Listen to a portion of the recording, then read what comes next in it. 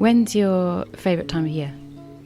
I quite like the springtime. The days are getting a bit longer and it's warmer. And what I like about the spring is lots of pollinators, lots of insects come and visit me and sit on my flowers. Is that when you're at your most beautiful and bright yellow? I like to think of myself as being sunshine, and that's when I glow and shine the best. In the spring?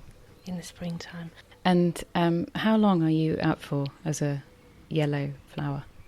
Normally only a few days, but actually I'm not just one flower, I'm one flower head, but inside my flower head I've actually got quite a lot of tiny little florets, and we take it in turns to open. We work as a gang, so you'll get one flower opening, and then in my spiral the next day or the day after you'll get another flower opening, so we can keep going for a few days. Do you smell nice? Well, I don't really make much effort to smell. Not to people anyway. Some animals, some insects can smell me, but some of the flowers in my group do have beautiful perfume. Do you know how many petals you've got? I've actually got 5, but it might look like 1 because my petals are all joined together into a big long yellow thing called a ray, and when you join all my rays together, we do look like sunshine. How do you reproduce? Well, that's quite complicated. I can get together with pollen from another flower. I can also reproduce myself by copying myself and not involve sex at all. How far can your seeds travel? No, we're quite clever because what we do is we create a beautiful round dandelion clock with dozens, sometimes more than 100 seeds on one head, and we've attached little parachutes to ourselves so we can fly on the wind and we can go miles. Do you go to sleep at night?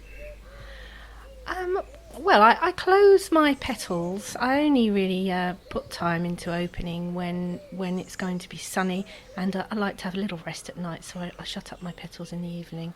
And what time do you normally wake up? Oh, the sun wakes me up. The daylight wakes me up.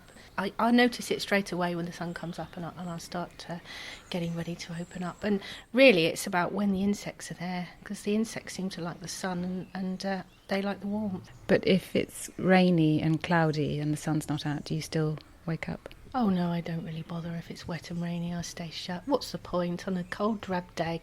All I really want to do is sit tight and wait for the insects to come back. Do you prefer to live in a wood or a meadow or a bank, or where's your ideal living space?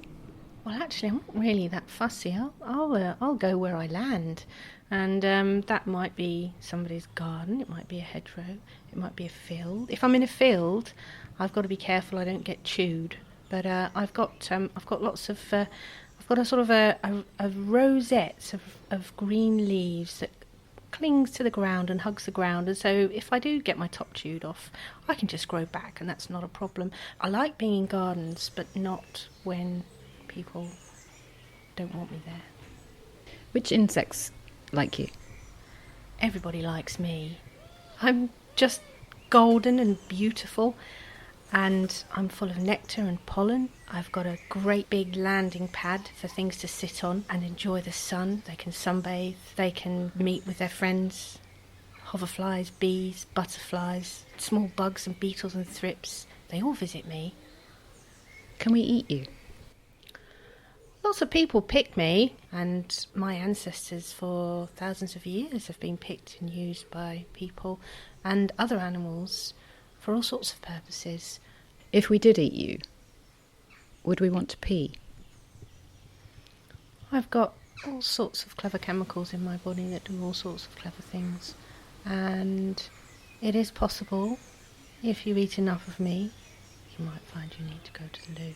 That's entirely your business.